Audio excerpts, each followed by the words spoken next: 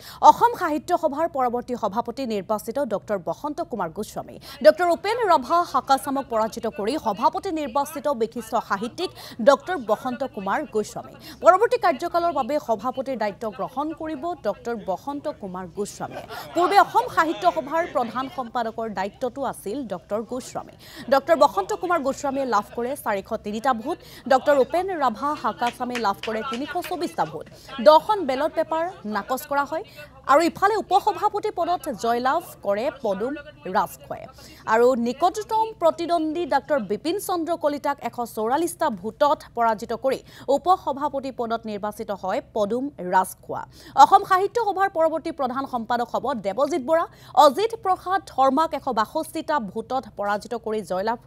হয় দেৱজিৎ বৰা আৰু কামৰূপৰ দদৰাৰ ভৃগু কুমাৰ প্ৰেক্ষাগৃহত অনুষ্ঠিত হৈছিল অসম সাহিত্য সভাৰ 7খন পূৰ্ণাংগ কাৰ্যনিৰ্বাহক সভা আৰু এই কাৰ্যনিৰ্বাহক সভাতেই ঘোষণা কৰা হয় নিৰ্বাচনৰ ফলাফল আৰু এই মুহূৰ্তত দেৱজিৎ বৰাৰ সৈতে আছুতীয়া সাক্ষাৎ কৰিছিল আমাৰ সাংবাদিক চিন্তুমণি হৈকে গতিকে আপোনালোকলৈ সেই সাক্ষাৎকাৰ আগবঢ়াইছো নিশ্চয়কৈ ইতিমধ্যে সকলোৱে গম পাইছে যে অসম সাহিত্য সভাৰ আজি যি ধৰণৰ ভোট গণনা হ'ল আৰু তাৰ পৰৱৰ্তী সময়ছোৱাত যিগৰাকী প্ৰধান সম্পাদক জয়ী হৈছে তেওঁ মোৰ লগত আছে দেৱজিৎ বৰা যথেষ্ট চৰ্চা আছিলে যথেষ্ট বিতৰ্ক আছিলে বহু ধৰণৰ প্ৰশ্ন অৱতাৰণা হৈছিলে এই গোটেইসমূহ সামৰি আজি শেষ পৰ্যায়ত আহি পালে আৰু সেই ফলাফলো লাভ কৰিলে ইমান ভোটৰ ব্যৱধানত দুগৰাকী প্ৰাৰ্থীক পৰাজিত কৰি আপুনি জয়ী হৈ আহিল এই মুহূৰ্তত কি ক'ব প্ৰথম মই ফলাফলটো দেখি অভিভূত হৈ পৰিছোঁ যে আমাৰ শাখা সভাসমূহে জিলা সভাসমূহে যে আমাৰ প্ৰতি আনুগত্য স্বীকাৰ কৰাটোত মই অভিভূত হৈ পৰিছোঁ তেওঁলোকক মই ধন্যবাদ জনাবলৈ কৃতজ্ঞতা জনাবলৈ মই ভাষা বিচাৰি পোৱা নাই যে আপোনালোকে জানে যে বিশ্বৰ বিভিন্ন প্ৰান্তত অসম সাহিত্য সভাৰ শাখা আছে আমেৰিকাত আছে উত্তৰ আমেৰিকাত শাখা আছে লণ্ডনত আছে দিল্লীত আছে বাংগালোৰত আছে গতিকে সেই গোটেই শাখাবিলাকে আমাৰ প্ৰতি যি আনুগত্য স্বীকাৰ কৰিছে তাৰ বাবে মই অভিভূত তেখেতসকলৰ প্ৰতি মই সদায় কৃতজ্ঞ আৰু তেখেতসকলে দিয়া এই আশীৰ্বাদ মই পাৰ্যমানে কৰি যাবলৈ যত্ন কৰিম ৰাইজৰ আদেশ শিৰোগত কৰি মই আগুৱাই যাম এয়া মই মনঃপূতভাৱে মই চিন্তা চৰ্চা কৰিছোঁ অসম সাহিত্য সভাক নৰূপ দিয়াৰ ক্ষেত্ৰত নতুন সমিতিখনে দায়বদ্ধ হ'বনে নহ'ব আচলতে আমি নতুন চিন্তা চৰ্চাৰে আগুৱাই যাব লাগিব যে সাহিত্য সভাখন পদ্মনাথ গোহাঁই বৰুৱাদেৱৰ পৰা ডক্টৰ সূৰ্যকান্ত হাজৰিকাদেৱলৈকে এটা বহুত সংখ্যক মানুহ সংপৃক্ত হৈ আছে যে তেখেতসকলৰ কৃতকৰ্মৰ ফলতে আজি অসম সাহিত্য সভাক বেয়া বুলি ক'বলৈ মানুহ বহুত ওলাব কিন্তু ভাল বুলি ক'বলৈও বহুত মানুহ ওলাব কিন্তু সংখ্যাটো বেয়া বুলি কোৱা সংখ্যাটো কম গতিকে বেয়া বুলি কোৱাৰ আগতে সেই মানুহজনৰ মনস্তত্ব বিষয়টো আমি অনুভৱ কৰিব লাগিব তেখেতে কিয় বেয়া বুলি ক'বলৈ যত্ন কৰিছে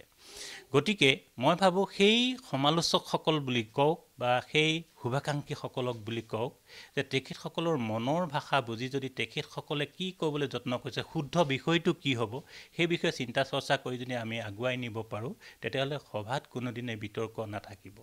আৰু সাহিত্য সভাক যদি কোনোবাই সমালোচনা কৰিছে ভাল পায়ে সমালোচনা কৰিছে কোনো সাহিত্য সভাক বেয়া পাই আজিৰ তাৰিখত সমালোচনা কৰা নাই গতিকে এই যিবোৰ বিতৰ্ক বহুদিনৰ পৰা চলি আহিছিলে এইবোৰ কিছু পৰিমাণে এতিয়া অৱসান ঘটিছে কাৰণ আজিৰ ফলাফল ওলাইছে আৰু যদিহে তেনেকুৱা ধৰণৰ বিতৰ্ক নতুন নতুন বিতৰ্কৰ কিবা কাৰণত সৃষ্টি হয় তেতিয়াহ'লে সেইসমূহ আপোনালোকে কেনেধৰণে মষিমূৰ কৰিব বা নতুন সমিতিখন কিমান পৰ্যায়লৈকে আপোনালোক দায়বদ্ধ সেই পৰ্যায়ত হ'ব কাৰণ সমগ্ৰ অসমবাসী আপোনালোকৰ ওপৰত এতিয়া আশা কৰিব সাহিত্য সভাত বিতৰ্কটো কোনো নতুন কথা নহয় সাহিত্য সভাত বিতৰ্ক থাকিবই কিন্তু বিতৰ্কৰ যিবিলাক বিষয় সেইবিলাক আমি পুংখানুপুংখভাৱে চিন্তা কৰিব লাগিব যে সভাখনক এটা সঠিক পথত নিবলৈ যত্ন কৰোঁতে বিভিন্ন দৃষ্টিকোণৰ পৰা বিভিন্ন মানুহে আক্ৰমণ প্ৰত্যাক্ৰমণ কৰিব পাৰে কিন্তু আচল সত্যটো শুদ্ধ পথটো কি আগৰ কৰ্মকৰ্তাসকলে ঠিক কৰি ল'ব লাগিব তেওঁলোকে লোৱা ঐক্যবদ্ধ সিদ্ধান্ত এটা আমি কাৰ্যকৰণ কৰিব লাগিব হয়তো কোনোবাই বিতৰ্ক কৰিব পাৰে কথা নাই কিন্তু শুদ্ধ পথটো সভাই গ্ৰহণ কৰা সিদ্ধান্তটো আমি কাৰ্যকৰী কৰিব লাগিব আৰু মই ভাবোঁ যে শুদ্ধ আৰু সত্য সমাজৰ মংগলকাৰক কথাবিলাকত কেতিয়াও বিতৰ্ক হ'ব নোৱাৰে আৰু বিতৰ্ক কেতিয়া হয় যদি সমালোচকক মৰ্যাদা দিয়া নহয় মানুহে কিবা এটা ক'লে যদি তেওঁৰ কথা শুনিবলৈ আমাৰ ধৈৰ্য নাথাকে, আমাৰ শক্তি নাথাকে, আমাৰ সময় নাথাকে, তেতিয়াহ'লে ডেফিনেটলি আমাৰ হেৰি হ'ব, সংঘাত হ'ব সমালোচকৰ লগত। গতিকে মই ভাবোঁ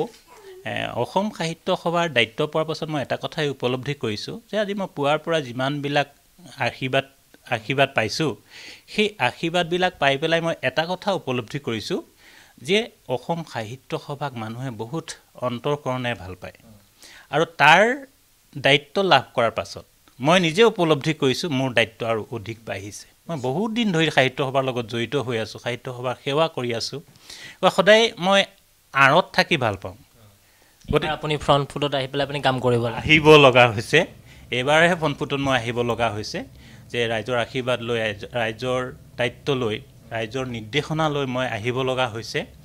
কিন্তু মই সচৰাচৰতে ক'বলৈ গ'লে মই আঁৰত থাকিহে ভাল পাওঁ, কাম কৰি ভাল পাওঁ। ঠিক আছে, আমি আপোনাক শুভেচ্ছাটো জনাইছোঁ সাহিত্য সভাত। আৰু এয়া আছিল সাহিত্য সভাৰ পৰৱৰ্তী প্ৰধান সম্পাদক দেৱজিৎ বৰাৰ সৈতে আমাৰ সাংবাদিক চিন্তুমণি শইকীয়াৰ এক প্ৰতিবেদন আপোনালোকলৈ আগবঢ়ালোঁ। তেওঁক এই মুহূৰ্তত আমি ধন্যবাদ জ্ঞাপন কৰিছোঁ।